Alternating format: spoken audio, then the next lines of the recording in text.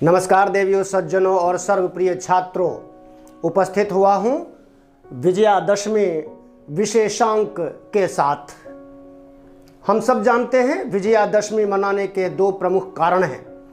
पहला कारण तो ये है कि दुर्गा माता 9 दिन तक घोर लड़ाई करके महिषासुर नामक राक्षस की सेना और उसके साथ लड़ाई करके 10वें दिन यानी कि दशमी के दिन उन्होंने विजयश्री प्राप्त की थी।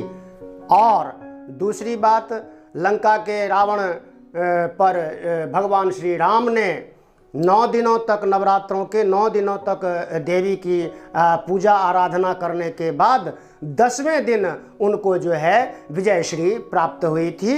तो विजयादशमी के रूप में उसको मनाते हैं। और हाँ, विशेष एक बात, विजयादशमी यानी नवरात्रों के दौरान रामलीला का मंचन भी सुप्रसिद्ध है। गांव में, शहरों में, नगरों में, हर जगह पर छोटे बड़े मंच से रामलीला का मंचन किया जाता है। और दिल्ली में एक प्रसिद्ध ग्राउंड है, रामलीला मैदान। तो ये सब चीज़ें हैं। बुराई पर अच्छाई की जीत के रूप में इसको हम सब सेलिब्रेट करते हैं। हम सत्य के मार्ग पर जो भी रहता है वो थोड़ा परेशान हो, कुछ भी हो, लेकिन जीत उसकी होती है। इसीलिए इस खुशी में हम सब विजयादशमी मनाते हैं। आते हैं, देखते हैं विजयादशमी में और नवरात्रों में माँ की पूजा, राम भगवान की पूजा के साथ साथ कुछ ऐसी भी मान्यता है जहाँ पर, कुछ ऐसे स्थान भी हैं जहाँ पर राम की पूजा तो होती ही है, रावण की पूजा विशेष रूप से होती है। और रावण और कुंभकर्ण मेघनाद के पुतले नहीं फूंके जाते। कम से कम वहाँ के वातावरण में बहुत सारा जहरीला धुआं नहीं घोला जाता है। ये एक प्रमुख बात है। पूरे देशवासियों को, सबको ये चीज़ अपनानी चाहिए। देखिए, लंकेश्वर महोत्सव कोलार का, कर्नाटक में कोलार नामक ज़िला है, स्थान है, जहाँ पर मालवल्ली नामक जगह पर रावण का मंदिर है। यहाँ पर रावण की धूमधाम के साथ पूजा की जाती है, जुलूस निकाला जाता है। और उस जुलूस के अंदर रावण के पुतले के साथ साथ भगवान आशुतोष शिव की बड़ी सी लगभग 10 फीट प्रतिमा भी जुलूस में शामिल होती है। उसके बाद विदिशा, मध्य प्रदेश, ये विदिशा मंदोदरी, रावण की पत्नी, धर्मपत्नी मंदोदरी का जन्म स्थान है। और यहाँ पर भी लोग साल में एक बार, केवल दशहरे वाले दिन, विजयादशमी के दिन जो है यहाँ ये मंदिर खुलता है और पूजा अर्चना की जाती है। और शादी ब्याह जैसे मांगलिक कार्यों में भी रावण की पूजा की जाती है। तत्पश्चात ही कोई मांगलिक कार्य किया जाता है, इसको शुभ माना जाता है। मंदसौर में, मध्य प्रदेश के ही मंदसौर में, यहाँ मंदसौर मंदोदरी का मायका है। और यहाँ के लोग, मंदसौर के लोग, रावण को अपना दामाद समझते हैं।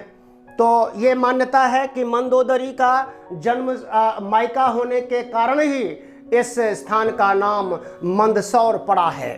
यहाँ भी रावण की बड़ी प्रतिष्ठा है, बड़ी पूजा अर्चना की जाती है।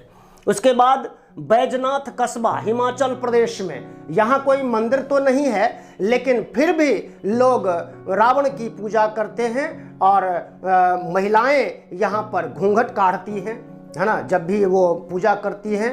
आमतौर पर इन सभी स्थानों पर जब महिलाएं पूजन करती हैं, पूजा में शामिल होती हैं रावण के सामने, रावण के मंदिर में, तो वो घूंघट काढ़े हुए होती हैं। उसके बाद बैजनाथ कस्बा, हिमाचल प्रदेश, दशानन मंदिर, कानपुर, उत्तर प्रदेश में, यहाँ भी दशानन की यानी रावण की 10 दिन तक लगातार रामलीला का मंचन, आदि मंचन होने के बाद विजयादशमी के दिन विशेष पूजा अर्चना का विधान है।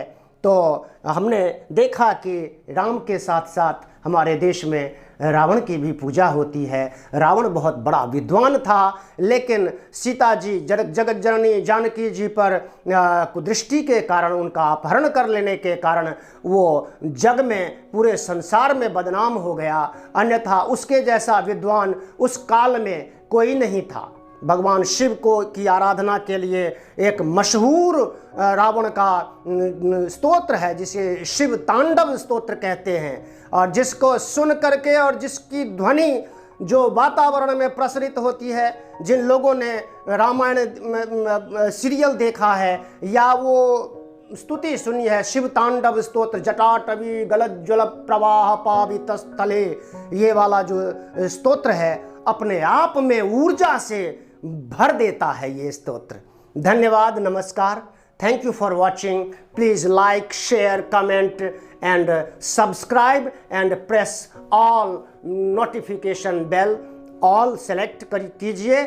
और धन्यवाद फिर से, नमस्कार। सबको विजयादशमी की हार्दिक शुभकामनाएं। जय हिंद, जय भारत, जय भारती।